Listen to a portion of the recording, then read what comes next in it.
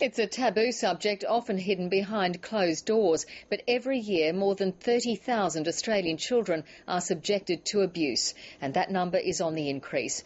Now, a short film portraying domestic violence, child neglect and sexual abuse all through the eyes of an 8-year-old girl has been released to put the issue on the national agenda. A warning, this story contains some disturbing scenes from the film. I didn't touch nothing! Polly and me pulls no punches when it comes to showing the hopeless life of an 8-year-old girl who grows up behind the closed doors of an abusive home. I think it'll be very hard for people to watch the scenes. We're not trying to shock people, but we're just trying to tell it as it is, because we want to start this big national conversation about something which we're treating far too lightly. The little girl only has her doll Polly for a friend. She's neglected by her young mother, who's a prostitute and addicted to drugs.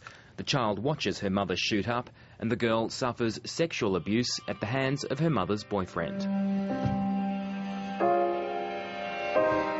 The short film has the backing of survivors of child abuse. Well, I grew up in a very violent alcoholic family, and so there was a fair amount of abuse that happened within that family. For the first 11 years of my life, it was pretty horrific.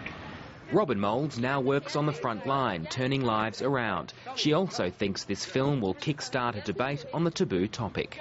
It's very secretive. I think that's the difficulty in all of this. It is very secretive, and it's not a nice thing to talk about, and so it isn't talked about very often in the public. According to research from the child protection group NAPCAN, 33,000 Australian children are abused each year.